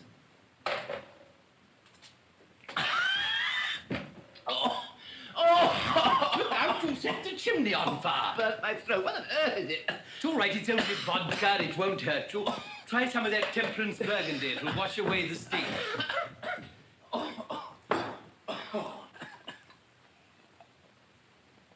You may call it a temperance burgundy, sir, but I should be sorry to venture on more than one glass of it myself. Nonsense. After that awful stuff, it's like milk. Steady, steady. My burgundy isn't as mild as it seems. Oh, are you all right? Perfectly. Good. You don't mind if I get rid of this? That means you're getting rid of Barbara. Not at all. Yes, she refused to swallow Bodger's whiskey. Do you think she's any more likely to swallow your money and gunpowder? She's swallowed a good deal of it already, my friend. What do you suppose she's been living on all these years? You think you'll end by making me swallow them, don't you? Both of you will have to swallow them. They are mystical powers above and behind the three of us that will make short work of your scruples. Do you think I don't know all about the mystical powers, Machiavelli? You remember what Euripides says about your money and gunpowder? No. One and another in money and guns may outpass his brother. And men in their millions float and flow and seethe with a million hopes as leaven. And they win their will or they miss their will. And their hopes are dead or are pined for still. But whoe'er can know as the long days go that to live is happy, as found is heaven. It's my translation. What do you think of it? I think, my friend, that if you wish to know as the long days go that to live is happy, you must first acquire money enough for a decent life and power enough to be your own master. You're damnably discouraging. What else is wisdom? What of man's endeavor or God's high grace so lovely and so great? To stand from fear set free, to breathe and wait, to hold a hand uplifted over fate. And shall not Barbara be loved forever? Oh, Euripides mentions Barbara, does he? It's a fair translation. The word means loveliness. And may I ask, as Barbara's father, how much a year she's to be loved forever on? As Barbara's father, that's more your affair than mine. I can feed her by teaching Greek, that's about all. Do you consider it a good match for her? Mr. Undershaft, I am in many ways a weak, timid, ineffectual person, and my health is far from satisfactory. But whenever I feel I must have anything, I get it, sooner or later. I feel that way about Barbara. I don't like marriage. I feel intensely afraid of it. I don't know what I shall do with Barbara or what she'll do with me. But I feel that I and nobody else must marry her. Please regard that as settled. Oh, not that I wish to be arbitrary, but why should I waste your time in discussing what's inevitable? You mean you'll stick at nothing? Precisely.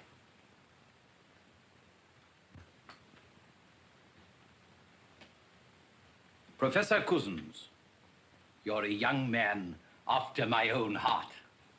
Mr. Undershaft, you are, as far as I'm able to gather, a most infernal old rascal. But you appeal very strongly to my sense of ironic humor. Good. We shall get on well together. Have you ever thought about going into business? My business? Money and gunpowder? Never. Barbara's money will come from it. Why not help to earn it? You thought of that at all? Look here, Machiavelli. I am interested in thought reading and have, in fact, made some experiments in it, but I object to your trying it on me. When my head is clear, I'll tell you exactly what I think. Just at present, I'm in a state of exaltation. I don't know why. Perhaps the excitement of that meeting.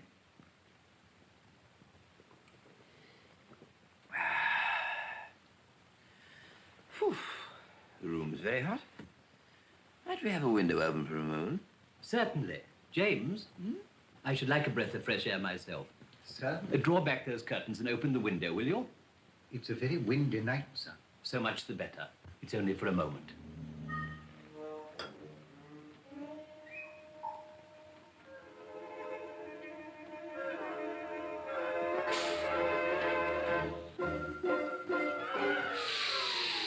Ah, what a relief. Steady, Machiavelli, steady. Lend a hand, will you? Quick! Right.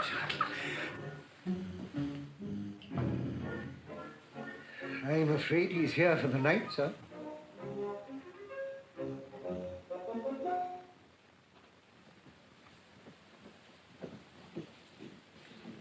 Nobody down yet? Mr. Stevens down, lady, and has had his breakfast. Miss Barbara's gone up, I suppose. No, lady, Miss Barbara is not up yet. Not up yet? Are you sure? Quite sure, lady. Miss Barbara came in late last night and said she was not to be called. Not to be called? Was she quite well? A little pale, my lady, and without her bonnet. I hadn't much time to notice. She went straight upstairs and left me to settle with the policeman and the ambulance. Policeman? Ambulance? There must have been some accident. Are you certain she wasn't hurt? I can assure you she was quite all right, my lady. Well, what have you laid all those extra places for? You're expecting Mr. Cusins and Mr. Lomax, ma'am. The car's ordered for 10:30 to take the party to Well, to where? To Mr. Undershaft's place, I think, my lady. To the factory, you mean? Well, yes, my lady. The factory pays your wages, Morrison. Yes, my lady, that is what factories are for. You must put up with them. Bacon and eggs, my lady, as usual? No, I'll have a sausage this morning. Yes, my lady. Ah, breakfast. Oh, good morning, Lady Britt. You're late, Charles. Where's Adolphus? I haven't the faintest idea. Morning, darling. Morrison, we're starving. Ah, bacon and eggs. Sausages. Sausages, good. No kidneys, Morrison. Kidneys, sir. Yeah?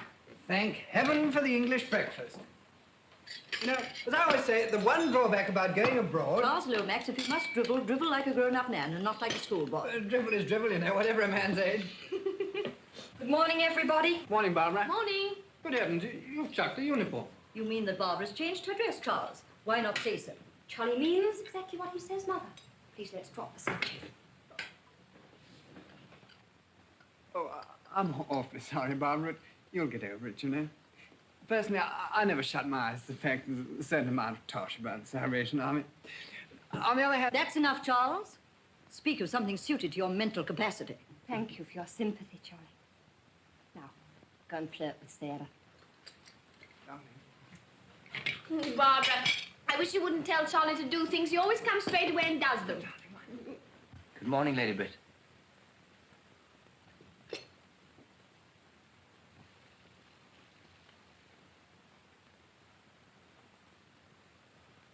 Morning, darling. Good morning. Morning. Good morning. Just some water, please, Morrison. With ice in it. I say, old boy, did you have a bad night? No, I had a very good night. In fact, one of the most remarkable nights I ever passed. The meeting? No, after the meeting. You ought to have gone to bed after the meeting. What were you doing? Drinking. Darling, Adolphus. Charlie. I say. What were you drinking, may I ask? A most devilish Russian spirit. I believe it was vodka. Are you joking, Dolly? No. I've been making a night of it with the nominal head of this household, that's all. Andrew made you drunk. No, he just provided the drink. To tell you the truth, I've never been quite drunk before. I rather liked it last night. I told you I was possessed. Possessed? You're not sober yet. Go home to bed at once. I've never before ventured to approach you, Lady Britt. But how could you marry the Prince of Darkness?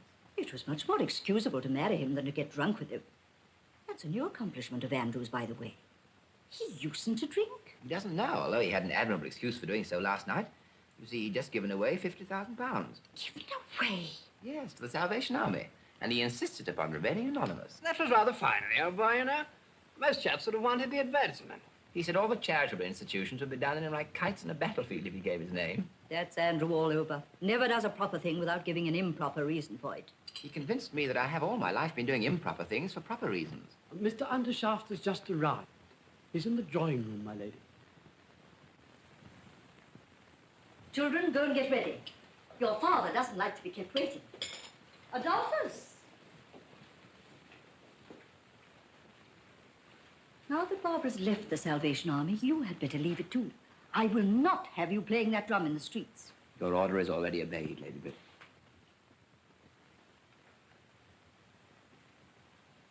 Well, how fortunate to see you alone. Don't be sentimental, Andrew. Sit down. Sarah must have 800 a year until Charles comes into his property. Barbara will need more, need it permanently. Because Adolphus hasn't any property. Yes, my dear, I shall see to it. Anything else for yourself, for instance? I want to talk to you about Stephen. Don't, my dear. Stephen doesn't interest me. He does interest me. He's our son. Do you really think so? Andrew, don't be aggravating and don't be wicked. At present, you're both. Do you pretend that Stephen couldn't carry on the foundry just as well as all the other sons of big business houses? Yes, he could learn the office routine without understanding the business like all the other sons. Stephen is the most steady, capable, high-minded young man. You're simply trying to find an excuse for disinheriting him. My dear, the undershaft tradition disinherits him. But I must admit it's landed me in a difficulty. As you yourself remark, I'm getting on in years, and I haven't found a fit successor yet. There is Stephen. That's just it. All the foundlings I can find are exactly like Stephen. I want a man with no relations and no schooling. That is, a man who'd be out of the running altogether if he weren't a strong man. And I can't find him. If you want to keep the business in the family, you'd better find an eligible foundling and marry him to Barbara. You would sacrifice Stephen to Barbara? Cheerfully. Come, Biddy. Don't call me Biddy. I don't call you Andy. And your tie's all on one side. Put it straight. Oh, I beg your pardon. No, come in, Stephen. Good morning. I understand you want to come into the cannon business. I? Going to trade? Certainly not. Cannons are not trade, Stephen. They're national enterprise. I have no intention of becoming a man of business in any sense. I intend to devote myself to politics. My dear boy, this is an immense relief to me, and I trust it may prove an equally good thing for the country. Stephen, I cannot allow you to throw away an enormous property like this. Mother, there must be an end of treating me as a child, if you please. Any further discussions had better take place with my father as between one man and another. Stephen! I'm sorry, Mother, that you have I quite understand, Stephen. By all means, go your own way. If you feel strong enough. You see, my dear, it's only the big men who can be treated like children. All right, Stephen, your independence is achieved. You've won your latchkey. Now, what about your future, as between one man and another?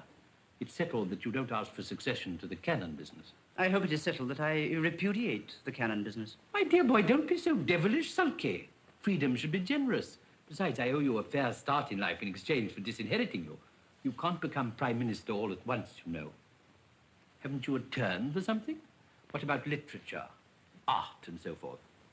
I have nothing of the artist about me, either in faculty or character, thank heaven. A philosopher, perhaps? I make no such ridiculous pretension. Just so. Well, then there's the army, the navy, the church, and the bar. The bar requires some ability. What about the bar?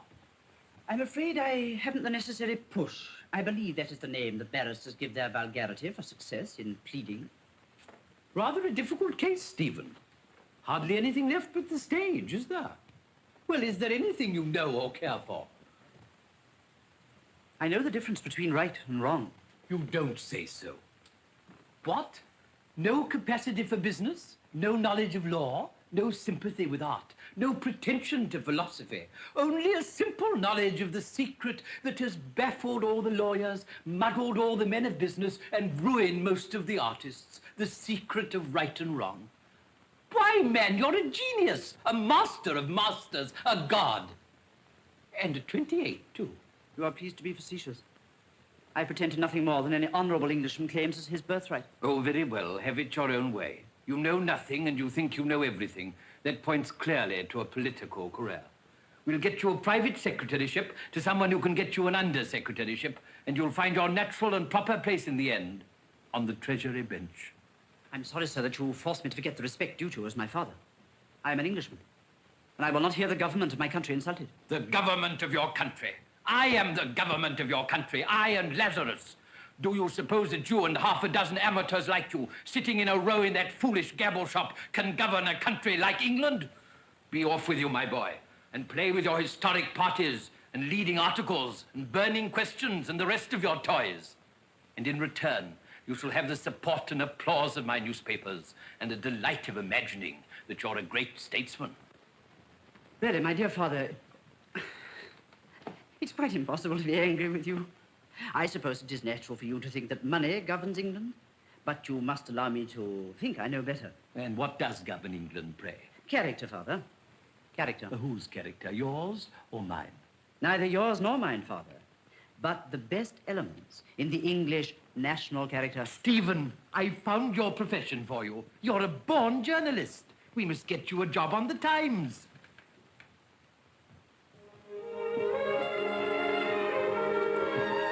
Don't be apologetic, Stephen. Yes, and don't forget you've outgrown your mother. Morning, Morrison. Shall we see you again this evening, sir? I have your room ready for you. No, by George.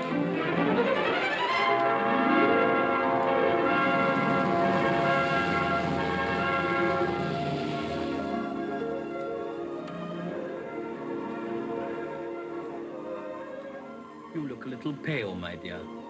I've made you unhappy, haven't I? Do you understand what you've done to me? Yesterday, I had a man's soul in my hand. I set him in the way of life with his face to salvation. And when we took your money, he turned back again to drunkenness and derision. I'll never forgive you there. Never. Does my daughter despair so easily? Can you strike a man to the heart and leave no mark on him? You forget, my dear. Bill Walker spat in Todger's eye to save his honor. He gave up his hard-earned pound to save his soul. Do you know what a pound means to such a man? It's your faith that's failing, not his. Will he ever strike a woman again as he struck Jenny Hill? You've sent him on the road to his salvation. It may not be your road, but he won't turn back. Oh, yes, you're right. He can never be lost now. Where's my faith? Oh, clever, clever devil. You may be a devil, but God speaks through you sometimes. You've given me back my happiness. I can feel it deep down now, though my spirit is troubled. You've learnt something, my dear. That always feels at first as if you'd lost something.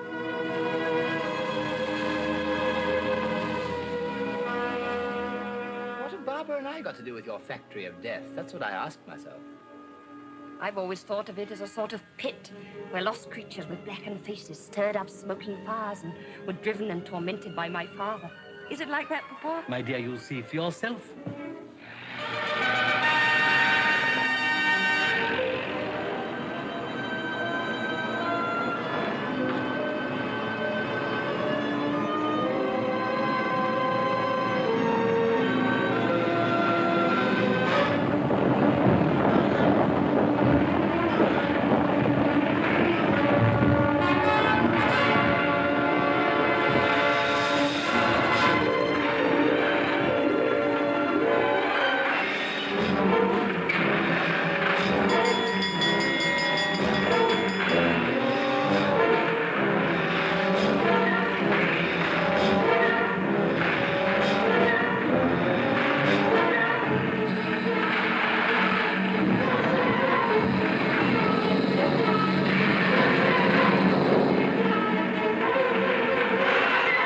Materials of destruction. Or construction. How about railway lines, for instance?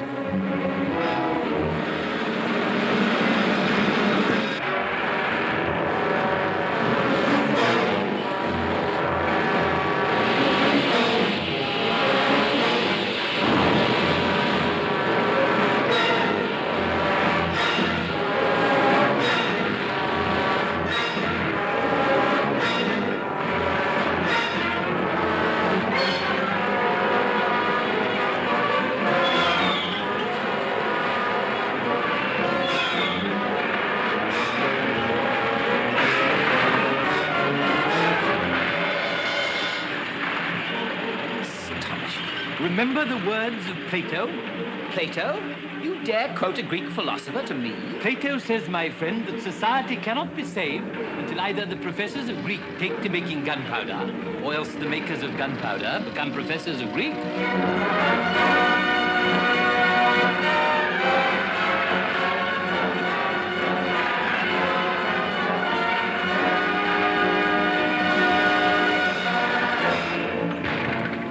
My predecessors, the old swordsmiths, used the same stuff, boiling steel.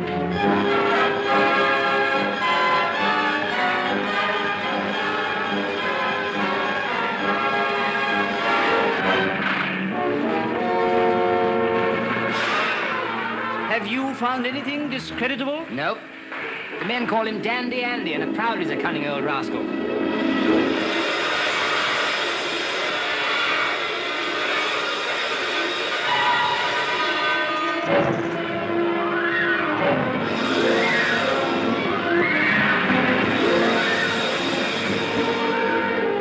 Well, you're driving me against my nature.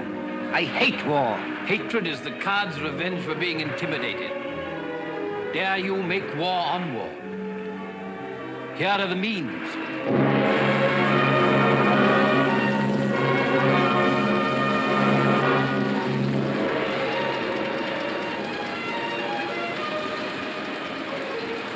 Well, Euripides, you coming into my business?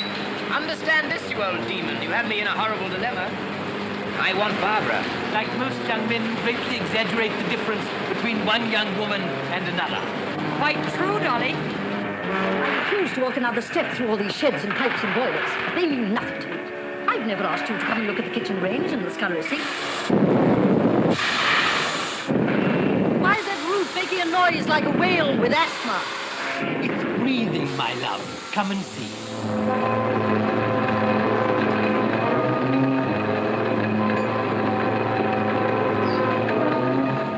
Ridiculous. Is it snow or salt or what? Nitrates to make explosives. Or sulfates to fertilize your fields. If you prefer the explosive way, that's your affair, not mine. Come, Euripides. You think that nitrates are good for nothing but death. Now I'll show you the sort of life they produce.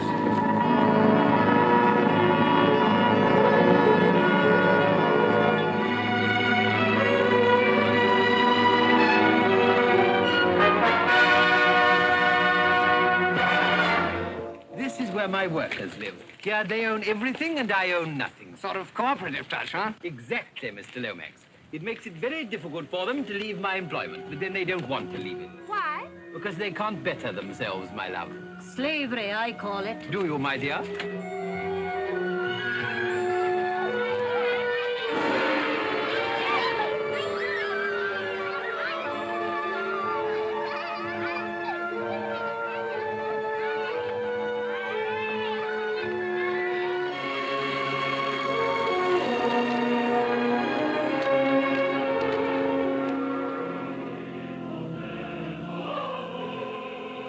Church exhibition, what? Exactly, Mr. Lomax. It's a result of our belief in religious freedom.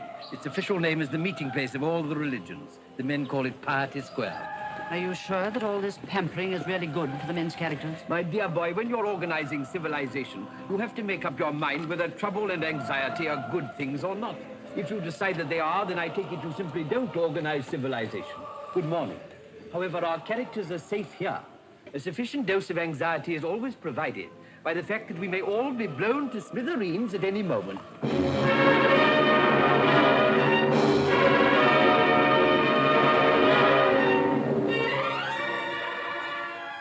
Well? Not a ray of hope. Everything perfect, wonderful, real. It only needs a cathedral to be a heavenly city instead of a hellish one. And to think of all that being yours. And you've kept it yourself all these years. It doesn't belong to me. I belong to it. It's the undershaft inheritance. It is not. Your ridiculous cannons and that noisy banging foundry may be the undershaft inheritance. But all that plate and linen, all those houses and orchards and gardens, they belong to us. They belong to me. They're not a man's business. I won't give them up. What lovely flowers. Never mind about the flowers, Andrew. You're trying to put me off the subject of the inheritance. Well, you shan't. I don't ask it any longer, Stephen. He's inherited far too much of your perversity to be fit for it. But Barbara has rights as well as Stephen. Why should not Adolphus succeed to the inheritance? I should ask nothing better if Adolphus were a foundling. He's exactly the sort of new blood that's wanted in English business. But he's not a foundling, and there's an end of it. Not quite. I think, mind, I'm not committing myself in any way as to my future course, but I think the foundling difficulty can be got over. What do you mean? Well, I have something to say which is in the nature of a confession. A confession? A confession? Yes, a confession. Listen, all of you. Won't you sit down?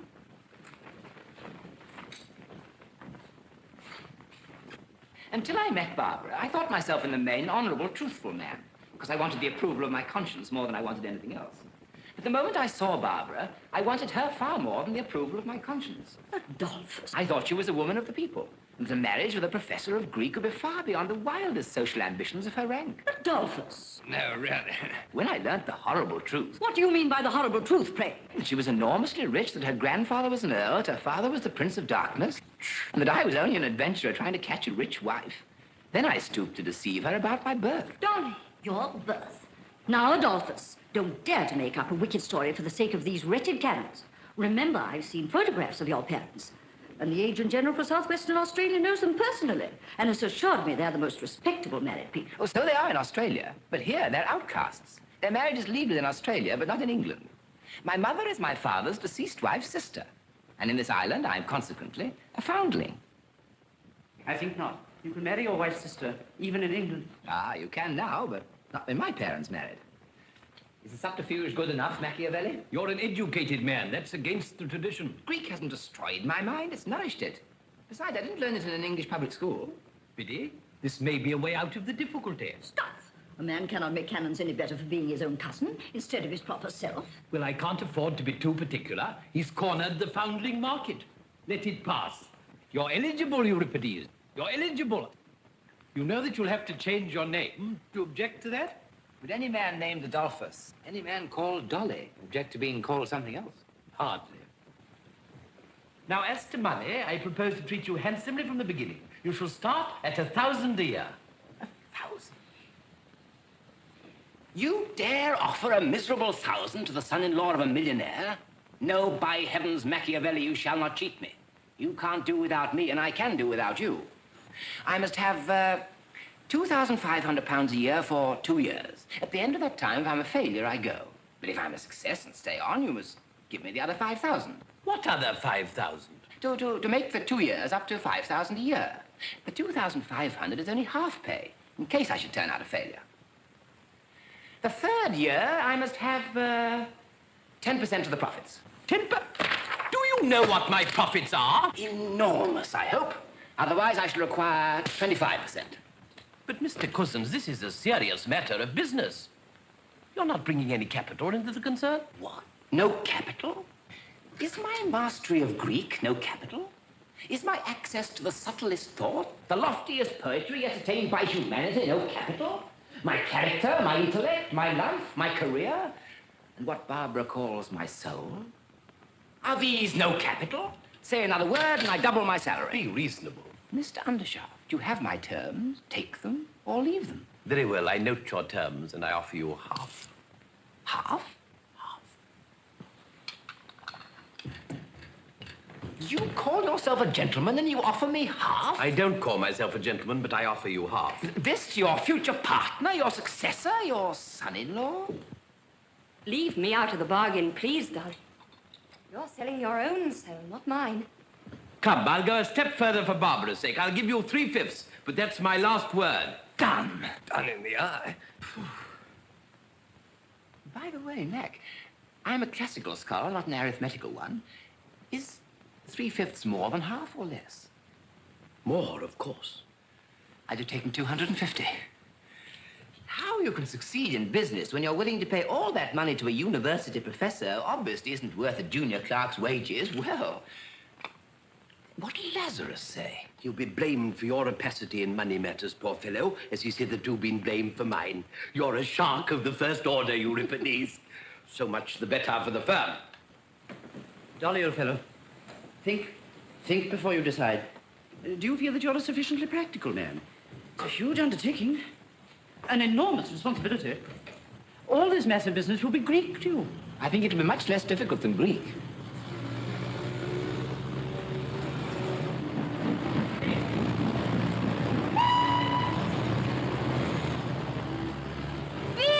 Hello, Judy.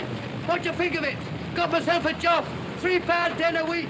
How's that for salvation, eh? Barbara? You understand, don't you, that I had to decide without consulting you? If I'd left this choice to you, you'd sooner or later have despised me for it. Your father's challenge has beaten me. Dare I make war on war? I dare. I must. I will. And now, is it all over between us? silly baby, Dolly. How could it be? Then you owe for my drum. Take care, Dolly. Take care. Oh, if only I could get away from you, from Father, and from it all. And leave me? Yes. I can't. I was happy for a moment in the Salvation Army. But as soon as our money ran short, it all came back to Bodger.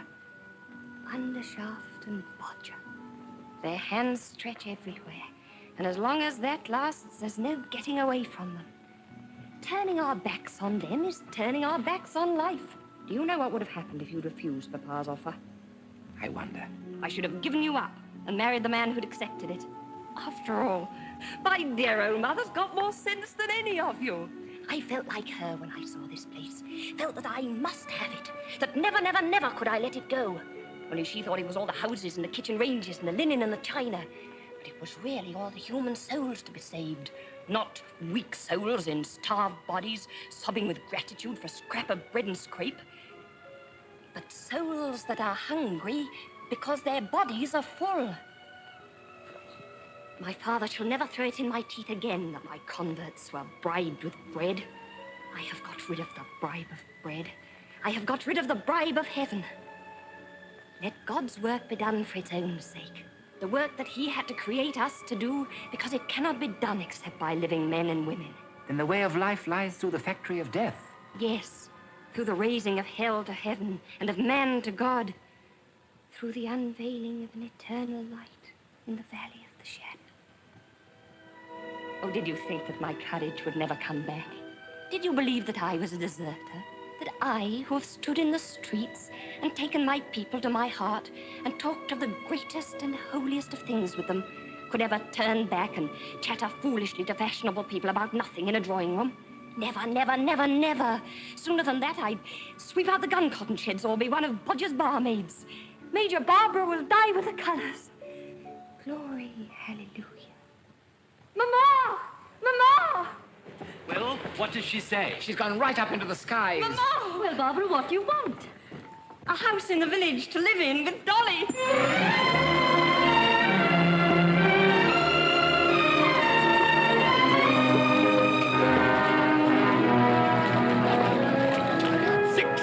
Tomorrow morning, Euripides. I see the whole place blown up with its own dynamite before I get up at 5. Here, remember my tip, mate.